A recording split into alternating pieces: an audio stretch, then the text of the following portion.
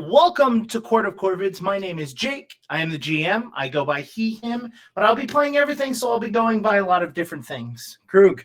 And I'm Krug, playing Krug Claudel, the human monk. Both of us, he, him, ready to punch some faces. Let's do it.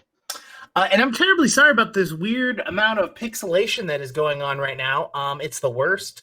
I hate it. And I don't know why. This is exactly what 720p looks like. Does it though? 100%. Because technically, it's 1920 by 1080 is the full image, right? Mm-hmm. Yep. And then we're two smaller images within those. Right. So theoretically, 720 should look way better with the size that we are. Oh, you know what? I just remembered. This is actually an 8K live stream. That's the problem. Yeah. Mm-hmm. Is it though? Yep. Everybody's streaming this in 8K, baby. So before we get into our story, I believe you wanted to use some of your downtime activities to do some things. Is that correct? Actually, pre-downtime, I don't know if this messes with your world, but we could talk about it. I want to grab the book from the ship. What book? There was a book on the ship of all of the stories that were written by all of the prior owners of. Oh, sure. Paw. I want that book. Sure. Yeah, 100%. Okay. Yeah, I don't have a problem with that. Sweet. I'm gonna take that. So my downtime activity, there isn't a action listed in the book for this, as far as I know, but I want to basically study this item. Okay. That's basically going to be my life, and there are a couple things that, like, me as a player, that I want to figure out. But I basically want to know as much as I can about the item, like the limitations. I want to know every possible phrase that has triggered a wish in the past. Does that make sense? Okay, so I don't remember if I described it as more than one language or if it was specifically the Borog language. I can't remember. I'm pretty sure you did more than one. Yeah. So you spend a good amount of time. Actually, why don't you do me a favor? Let's make this a roll to see how well you're able to do this. I'm super okay with that. Let's do society. Okay. 18. 18? Mm-hmm. So you go through it. Is there any specific, tell me again specifically what you are trying to get out of this? Like, you want to get the exact wishes that people have done, or? So, Krug's highest priority at this point would be making sure that Krug doesn't accidentally set off a wish. So Krug wants to know the two things with the highest priority. What words mean wish to the monkey's paw, and is it possible for the monkey's paw to read the user's mind and make wishes based off of their thoughts? As you're going through it, there is, I can tell you without a doubt, there's no instances when the monkey's paw was able to read the mind of the individual that wore it. Okay. That is full stop. That's not a thing, Not in there. Okay. As for what words, very, very easy. Other than it being in other languages, it seems to understand whatever language the user has, because it has been worn by so many different people beforehand. Okay. That it understands the meaning behind the words, not necessarily the words itself. So, if you decided to, you go through it and you find a story about an individual who had gotten it, and he decided in his brain that instead of saying "I want" or "I wish" or "I need," he would replace those words with a completely different phrase. And he would use a different word instead of saying "I want that" or "I need that" or "yes," like in day-to-day conversation, he changed the word. And it seems that after a while, the monkey's paw understood that. Oh, so it's not even using magic to determine the intent. It's literally just sentient and learning. Mm-hmm. That's probably the worst thing you could have told me. Nice. Nice. So it's basically it's basically from what you can tell, it can be tricked, but only for so long before it starts to catch on to what the real meaning is behind it. And very specific to that story is that you find that the actions in which the monkey's paw took upon this specific person were more heinous than any of the other people. Got it. Not gonna test my luck with that. Wildly disinterested in making the level 20 item fucking mad at me. Okay. How long did that take for me to learn those things? A few days. Okay, not a full week. Nope. I would like to try over the course of, I guess, the remainder of the week. I want to try to create a forgery. Okay. Of the monkey's paw. Okay. That is a thing that I would like to do. That's also a society check, if I am not mistaken. Correct. So, but I think you. Okay, so you created a forged document. It says document. Are you okay with me using it to do? I believe there's a specific set for making a fake item. I don't remember. Maybe it's a crafting thing and not a forgery thing. Okay, that probably makes more sense. So maybe I'll do a crafting check then.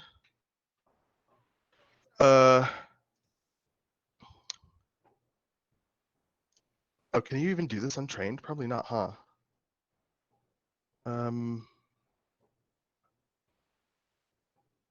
Yeah. Yeah, no. That's seems like a no. All right, well, I'm okay with not doing that then.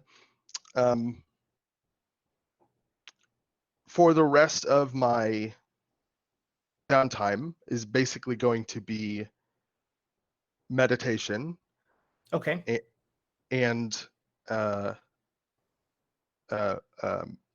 probably 1 week of rest. Okay.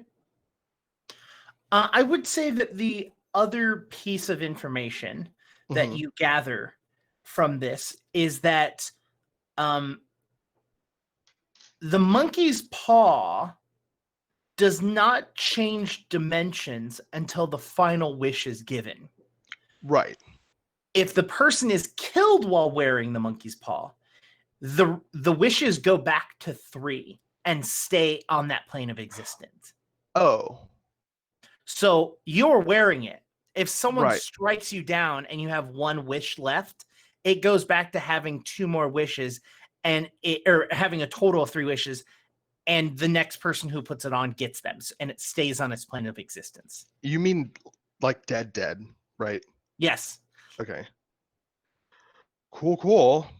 I mean, to be fair, I don't know if this is spoilers or not. Wasn't planning on dying in order to make it go to another plane of existence. That, believe it or not, didn't cross my mind. As an option. But the pieces of information that you gather is that sure.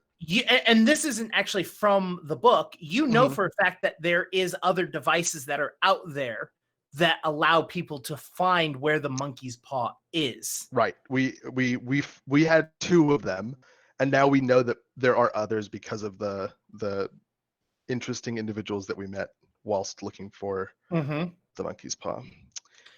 Yeah. I mean, those probably stop working when you put it on, right? Wait, when the monkey's paw has a wear, those things all probably immediately stop working, right? No. They actually probably lead people in the opposite direction of the wear. No? You don't think so? No? All right. Nope. Worth a shot. Cool. Okay. That's good to know. Does that change? I mean, that doesn't really change anything. I'm going to make sure to tell the party, but I'm not with them right now, so not that important for them. No. This is just information. It's just good information to have, you know. I'm just trying to think out loud. You're probably going to be hunted down. Yeah, a little bit.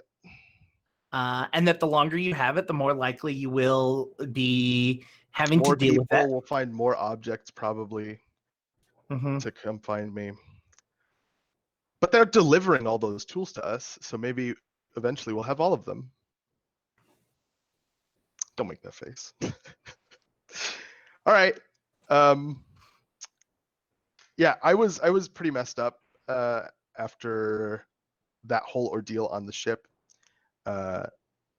So that a week of rest, do I get through a whole week of rest? Yeah, absolutely. Okay. And then the meditation part of this is basically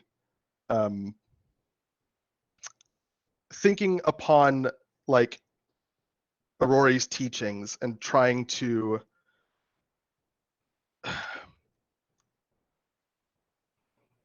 it's kind of like a what would Aurore do thing, like thinking about everything I know about the deity and how the deity overcame the challenges that they went through in their life, both as a mortal and as a deity, and then applying them to this and seeing if there's any sort of like advice or strength that I can get from the knowledge that my aspiration, the being that is my goal, has gone through something similar and has done XYZ. You spend a good amount of time thinking and debating and trying to figure out what he would do, right? And you don't get an answer from him. Not that I was expecting one. No. Yeah, it's not like you're like, excuse me, you're not knocking at his door, right? No. You're just trying to use the knowledge of peace and trying to, look into yourself and see, what exactly could he shine upon you. And all you're feeling is this tremendous amount of weight upon your shoulders. The necklace that is now hanging upon your neck with the hand of this monkey feels like it is being pulled to the ground and it's taking you with you. And as you continuously try and fight back and push against this weight that is continuously leaving, like up against you, you kind of just like in a moment of breaking, you just kind of release and allow this weight to push you down. And the monkey's paw touches the ground. And as it touches the ground, the weight is just gone. It's lifted off of you. And then you take your breath and you breathe and you get back up to get into a pose to meditate again. And that weight is just back on you twice as hard. And as you are doing this and you're focusing and you're feeling the weight, you hear, hey, Krug. I'm continuing to meditate. You feel a tap on your shoulder. I'm going to open my eyes and look at whoever tapped me in the stinkiest look. So the tap is from behind you. Oh, I turn and look at the person who tapped me with the stinkiest look times 2. It's Scott. Oh. The stinky look goes away. Sorry, Scott. I thought. Anyways. What can I do for you, buddy? And I leave my meditation pose and just like kind of sit down normally. Scott like kind of walks around a little bit. Like I imagine that you're in a small clearing of some sort. Mm-hmm.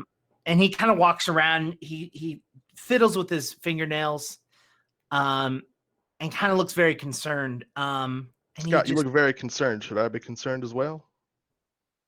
I was talking with Moss. Uh-huh. And some things came up. And I feel it's important that I talk to you about them, that you should be the person I talk to and not her. All right. How old were you when you went to the monastery? Oh, it was a single digit, 6, 7, 8, something like that.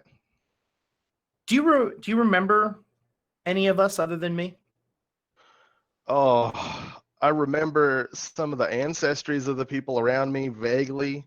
I remember that, Personality-wise, not much. No. Remember mom and dad the most. Do you remember how many of us there were? Was it 13 or 10? Something like that. There was a lot of us. Maybe 8. 15. Yeah. Okay. I mean, That sounds 13 right. if you don't count myself and you. But Right. yeah. Yeah. Yeah. Do you ever think about them? Oh, all the time. I mean, maybe not specifically. I don't think about the memories, but I keep them in my thoughts. I hope that they do well. And I mean, if I ever seen of them, I try and treat them like family, you know? So you don't keep in touch with any of them? No, I haven't. I don't know where almost any of them are. You're the only one. If I were to tell you that not all of us are still alive, what would you say?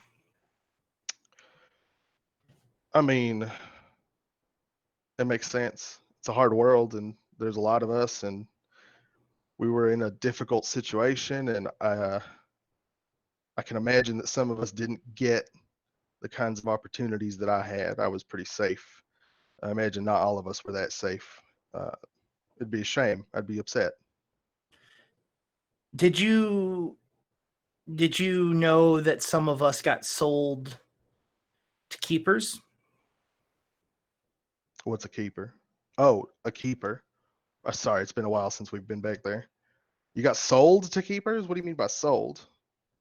I mean, we all went to different places. We weren't given to an adoption agency. Right.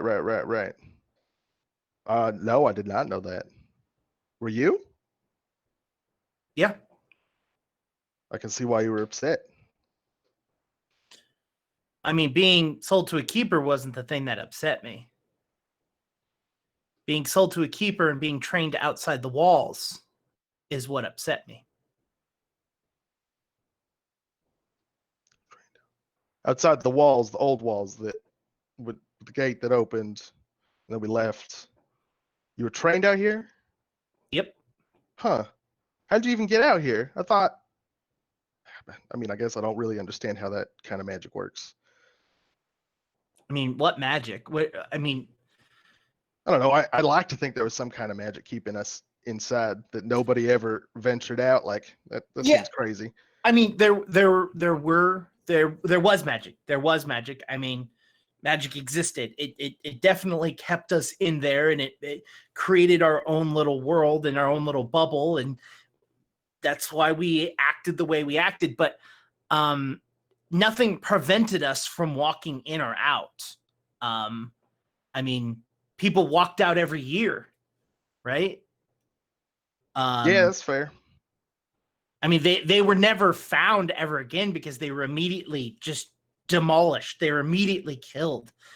Like they used that as a means for training for me. I every year they would progressively bring stronger and stronger people to walk out that door, and I had to fight them. That was the whole thing? Was that everybody that stepped out the door was fighting you? Yeah. And then you'd come back inside when you won. I mean, I didn't choose to come back. I I was forced understand. to come back. Scott, I wasn't trying to blame you, buddy. None of that's your fault. I don't blame you at all. What were they training you for? A job I didn't do. Does that have something to do with what's going on right now? I mean, kind of, sort of. I was the guard for the gathering at the Grove.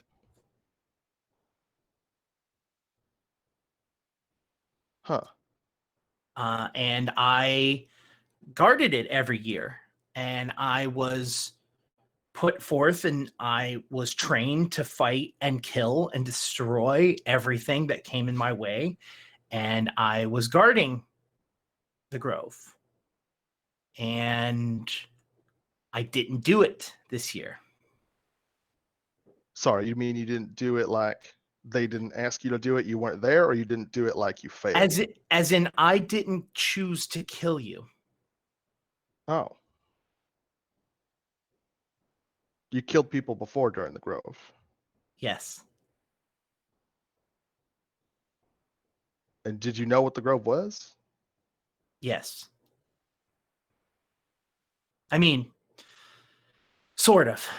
I mean, I knew it was a collection of people that were meeting every year, and I knew about outside the Grove, or outside the city. I knew about the other side of the wall.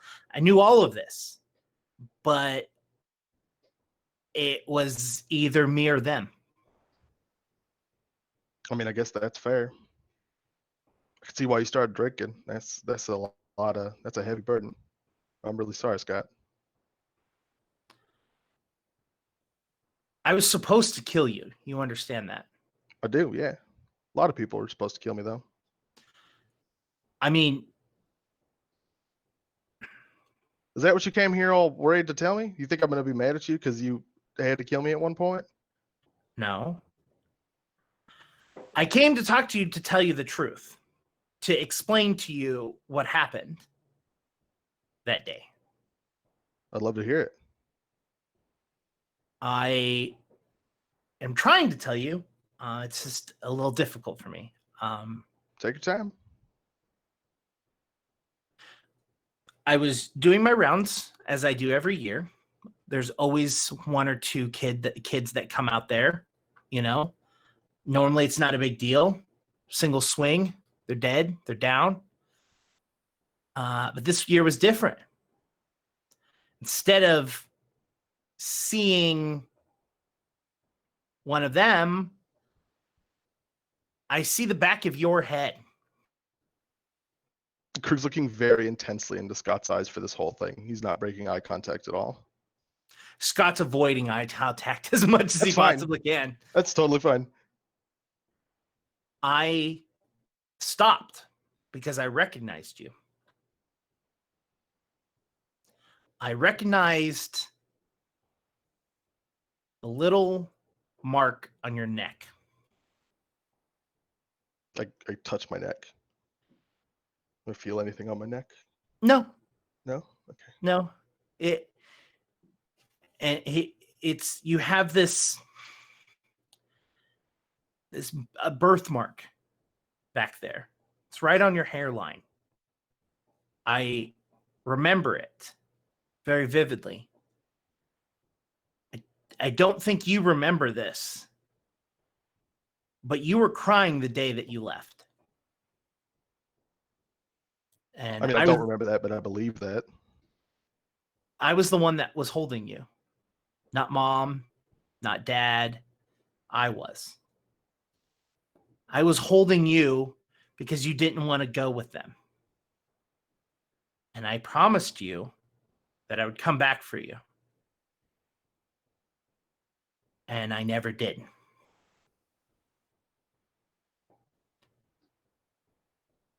In that moment, I came to a realization of what needed to be done. Which was? I released the zombies.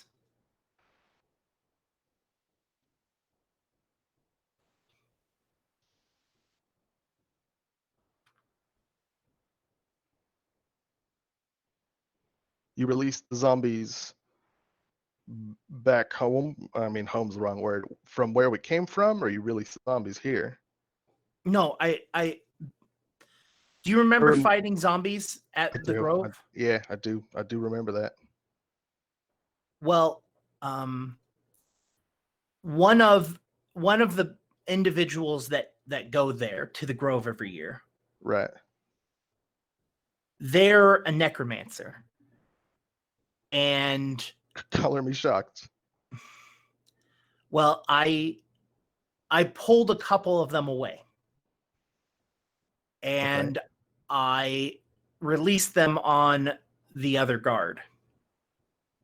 Ah.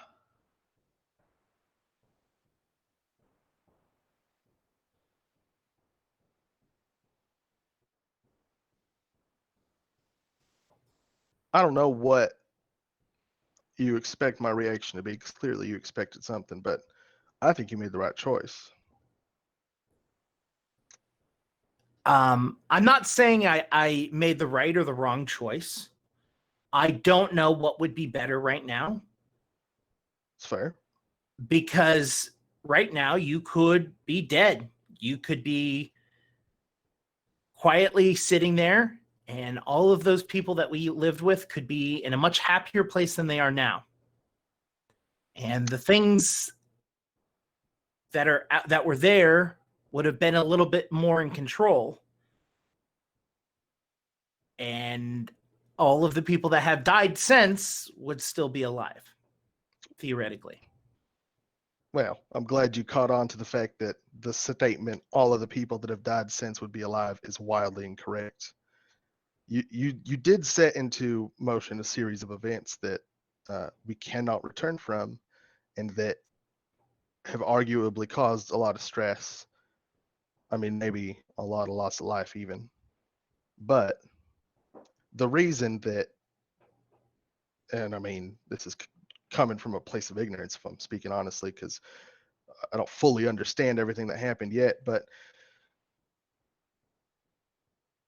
the reason it was so much easier to keep everything under control and to keep everybody safe is because there was barely anything to control and barely anything to keep safe. We were in a microcosm of reality, right? We don't have to compete against anyone for anything. We don't have to worry about having and not having. We just existed with no strife at all. And yeah, like when you think about it, I guess linearly, what we It was have a now is utopia. worse. What was that? Yeah, exactly. It was a utopia. We think about it like strictly logically, what we have now is worse. But when you think about all of the things that we've gained and all of the like experiences that we've had, and like all of the people that left who've become stronger, better people, not just the people who've died, maybe it's even, maybe it's not, who knows? But you can't think about it like that. You can't think that you killed those people. You can't think that you even were indirectly involved in a single death that wasn't somebody you hit with that hammer, whatever thing you swing at folks. If I could have kept the weight on my shoulders longer, then there would be less dead. That is a fact.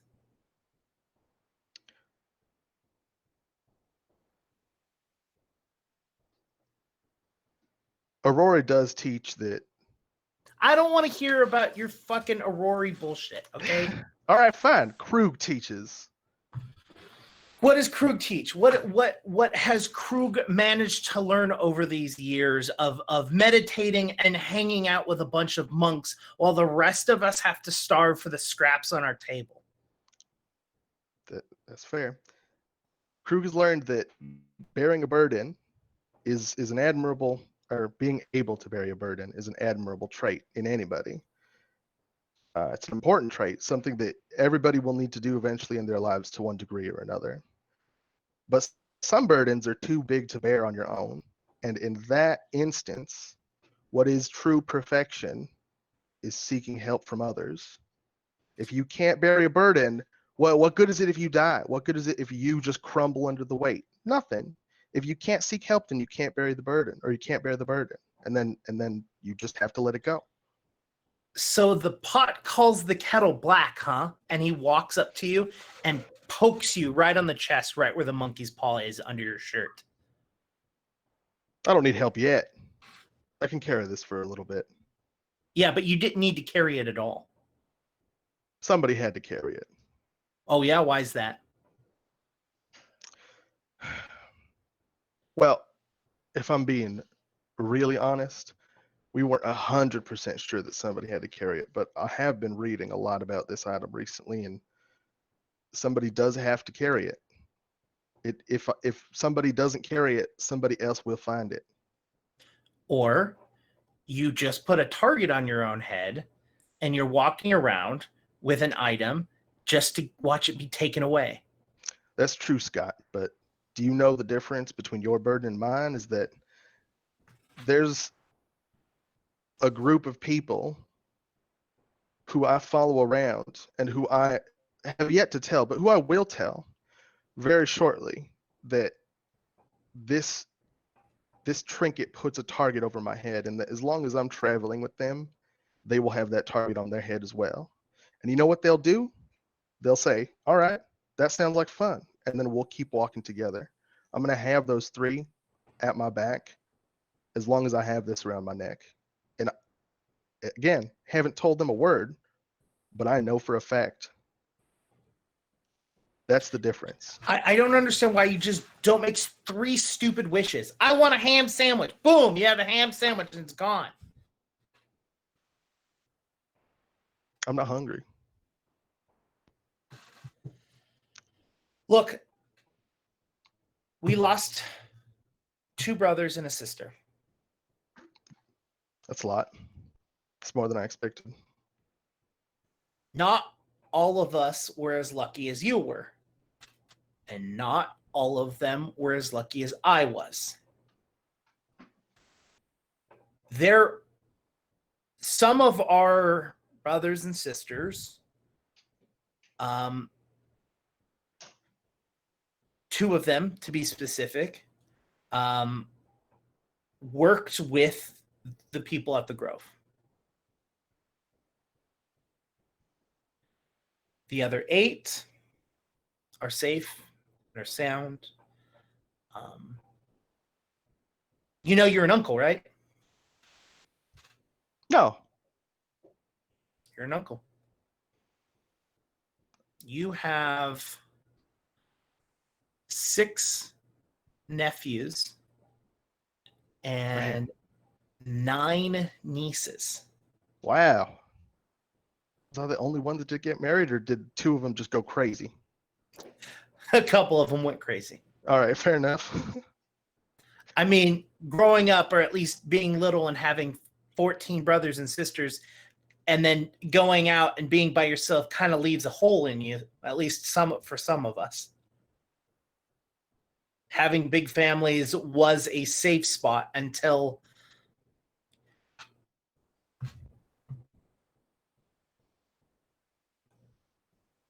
he waits with a pregnant pause. Do you know what happened to Mom and Dad? No. At some point, I was going to go back in and see if they're still in there, but clearly a little bit busy out here right now. Let me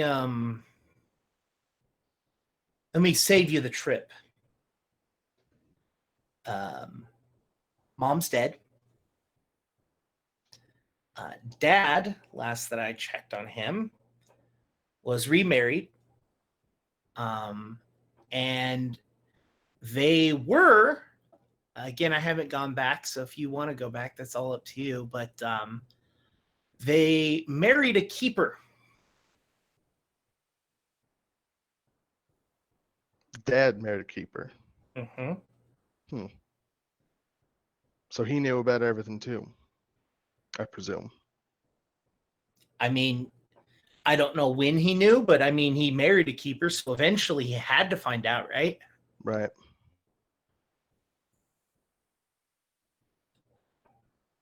I will tell you something. Did you and Dad talk about it? Fuck no. Fuck no. I haven't spoken to him since the day he got rid of us. I only knew because I saw him at the Grove. All right. Our siblings who have not been so kind to the world, all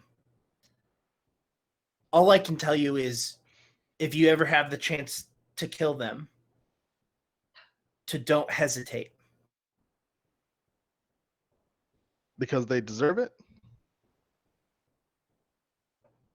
Yeah. They really do. They deserve a better life. And they're not going to get it on this plane of existence.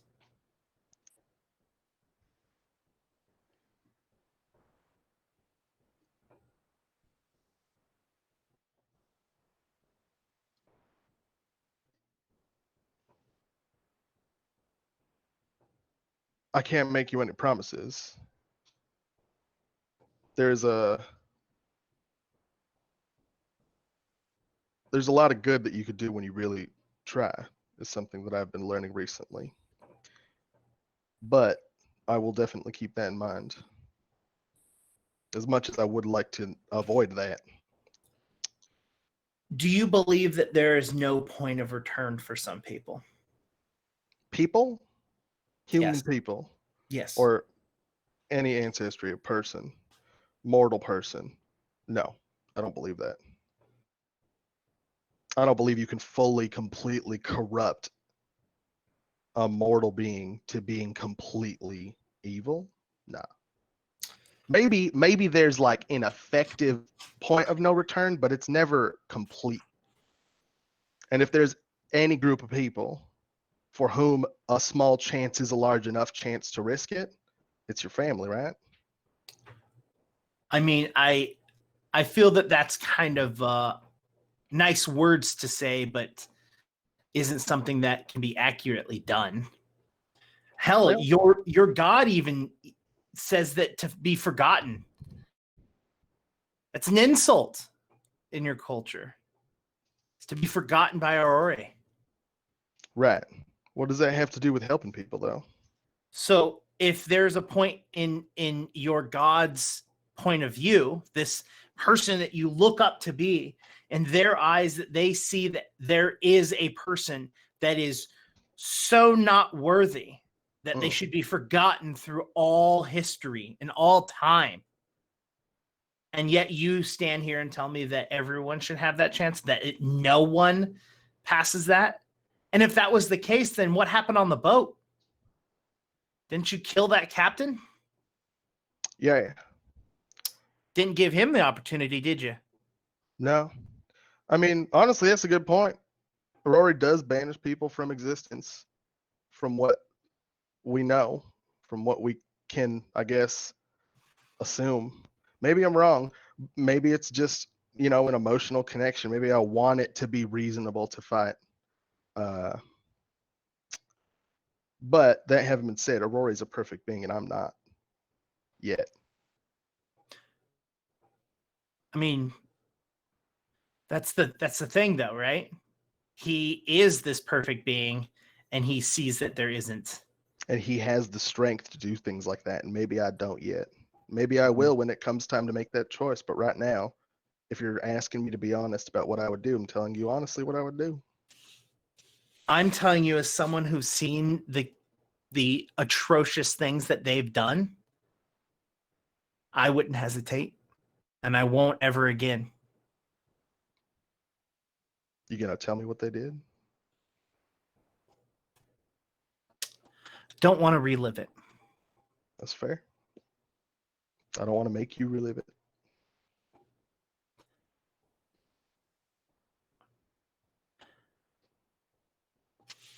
Here's the thing. I like Moss. I really do. She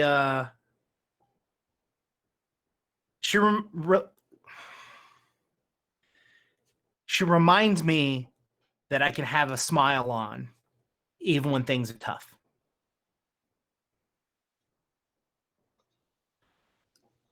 I don't ever want to pick up a weapon again. But it hurts me that I can't be there to protect her because there's no way she's going to stay and live with me. No, I don't think settling down is in Moss's nature. No, not yet. Maybe one day. But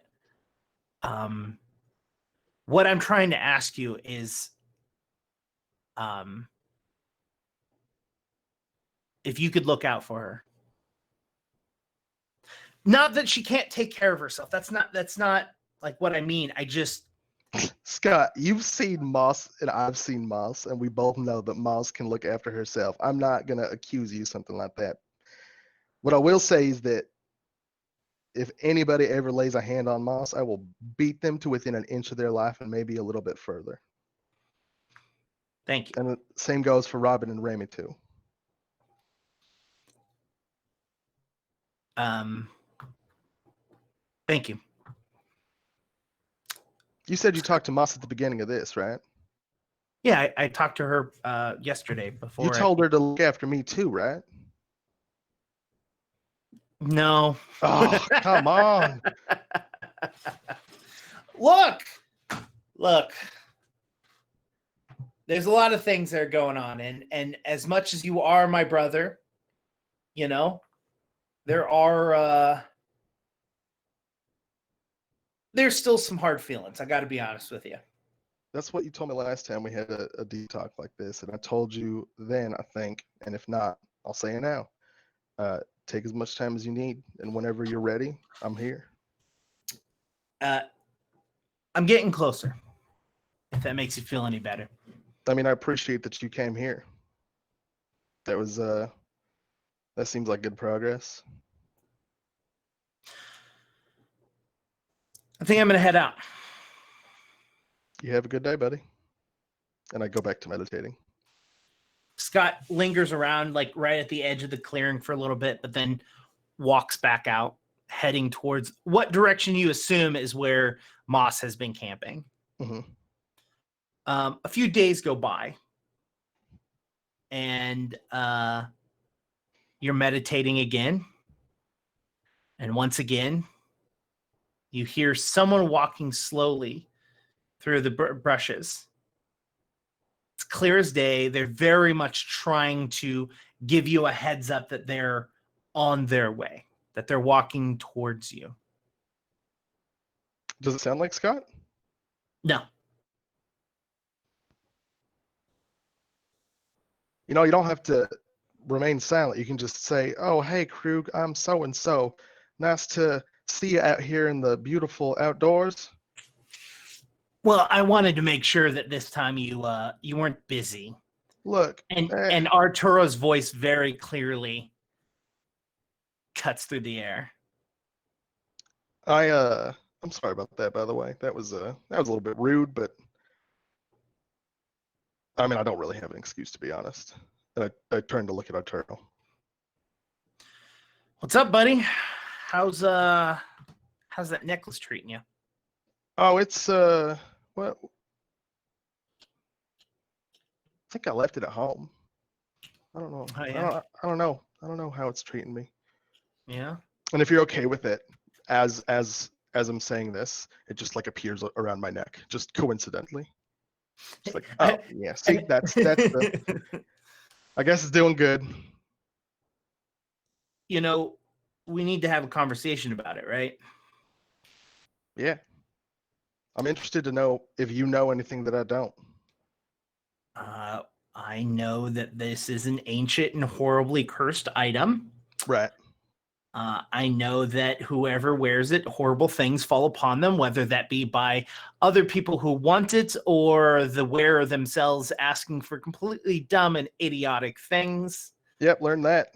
I know that it's impossible to destroy. Yep. I mean, I guess I didn't know that, but I figured. And that any person who would willingly put it on is a complete and utter moron. Agree. Wait a second. I don't understand why nobody gets it. What are you missing here? I mean, you eventually have to either make a wish. You have to make 3 wishes. So 3 horribly bad things are going to happen, or you're just going to wear that until you either are murdered or you die of old age and someone else takes it. Mm-hmm. So what do you not understand? Plenty of human monks live well into their hundreds. Monks can live for a long time. We take good care of ourselves. So buying, all right. I guess we have different value systems here. You value my life highly, and I also value my life highly, but when is my life worth peace? Like a duration of peace, a duration of no somebody that shouldn't have this item not having this item. Does that make sense? Like, what if I wear this for 4 years and then I happen to die? Was it worth it? Was it worth carrying the burden for 4 years? Or does it have to be 15 years? Do Or you think that 1,000 years? do you think that it's impossible to hide? Do you think it's impossible to put in something that is so difficult to get to, so tremendously hard that it can't be done, that it has to be worn? Yeah, I do. I really genuinely do. Why couldn't we have put it in sediment rock and thrown it in a lava or into a volcano and it live in lava? The dragon could get it. Yeah, and a dragon can still get it from you. Right. You're making it an easier target. I don't think that's true at all.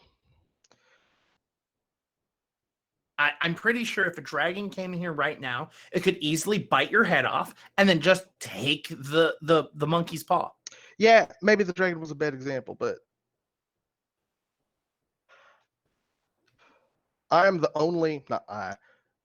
we are the only option for a storage solution that can adapt to the circumstances to which it is presented indefinitely. And you didn't think about talking about it with me beforehand? Could I have?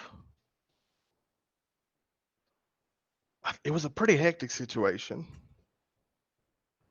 I just don't think it makes all that much sense that you had to put it on. You couldn't have waited.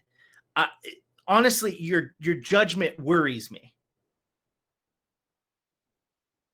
I'm sorry to hear you think that, but I really do think that it was the best choice.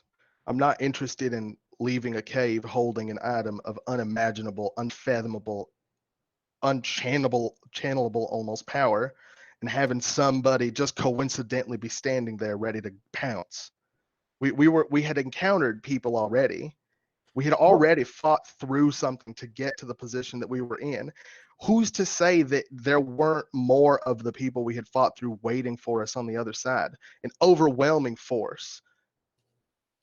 And yet you somehow think that wearing it is going to make that any different? I mean, we don't have to defeat an enemy to get this away from them. We can just run. Yeah, and if you would have had it in your pocket, you could have just ran. I could have dropped it. I could have done any number of things. They could have taken it from me magically. I don't know. But at least this way, it's inert for them. I'm the only one that can make something of it. Until they kill you. Right. That might happen.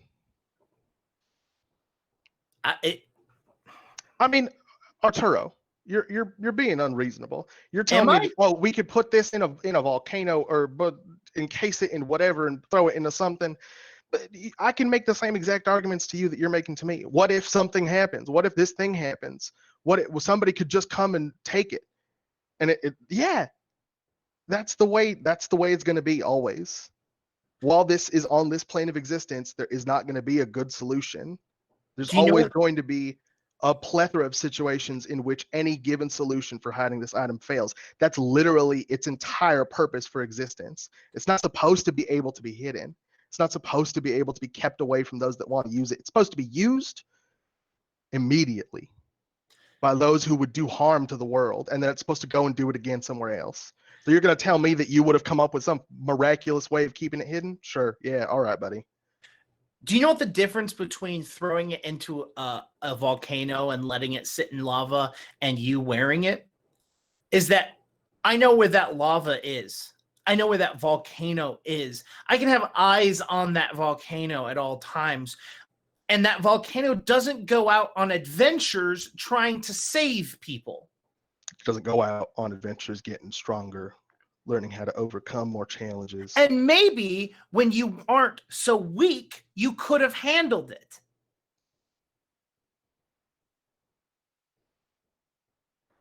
I don't think you understand. You have put yourself in so much danger. What you have seen, what you have experienced is nothing compared to what is out there. You've been out here for what? A few months, maybe? You've experienced two things. There are creatures that can literally look at you and make you forget you even have it. There's creatures that can make you wish for things.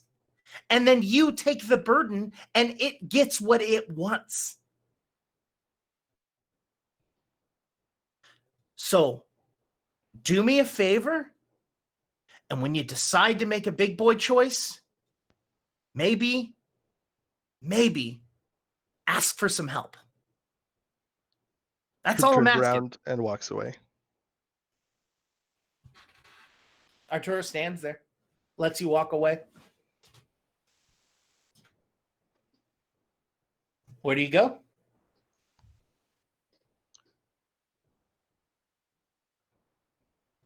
Where are we? You all decided to Remy and Robin decided to go and live outside. No. Where are Arturo and myself right now? Like in this moment. You are in a clearing out in the forest where you were meditating.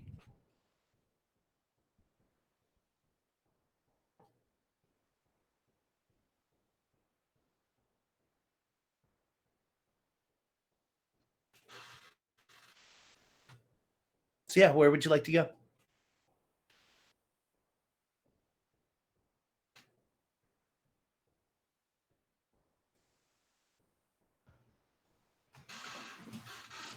I'm gonna go to the next clearing.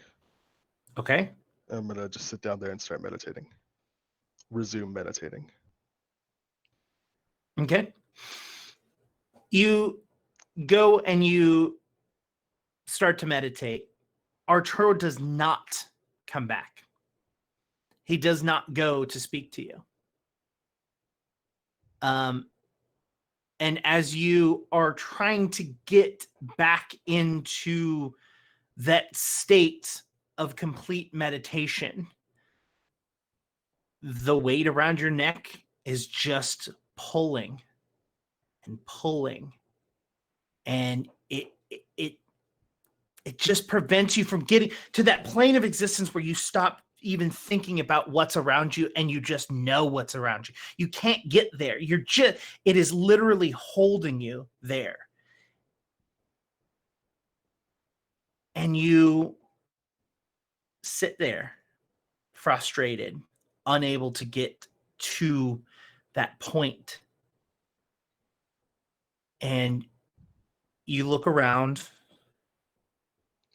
and it's quiet. No birds, no squirrels, not even the wind is blowing. You look up and the sun is up in the air and it warms your face a little bit. And in the back of your head, the words, "Don't forget," just continuously feel like they're burning in the back of your head. Don't forget. Don't forget. Don't forget. And that's where we're going to end today's episode. So, Krug, how are you feeling? Good. I still stand by my choice. Hey, I'm not saying you did a good or a bad thing. No. I'm not saying that you said, but one of your characters is a real poop face. Hey, look. Also, I'm just saying. I was looking at chat a little bit. Kay Cunning wrote, "Ham sandwich sounding pretty good right now." That just had to get out there. That was funny as hell. I love that. Well, I have to say this is the third epilogue, and I have greatly enjoyed them. I hope you all enjoyed them, like you as players and you as audience, because I really would like to do them again.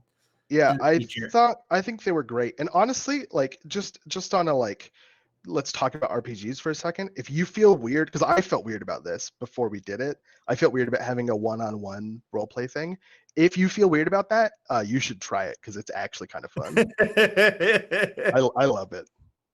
Yeah, no, I mean, the first time I ever did something like that was with B-Dave with Vampire of the Masquerade, but I didn't do it by myself. It was myself and Murphy Pop Art, who's in chat right now talking with us, and the two of us did it with Dave, and it felt it felt good. Like it felt like you feel like you can get more information out there that you wouldn't necessarily be able to get out, right? Yeah, like if you are interested in exploring a certain part of your character, but you don't have the opportunity to get to it in group play, it's a really good opportunity to like lay that foundation.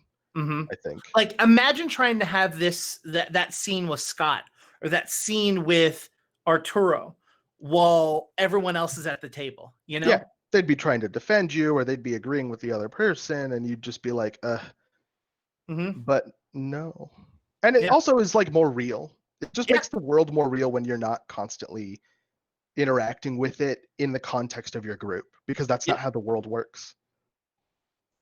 Yeah. Awesome.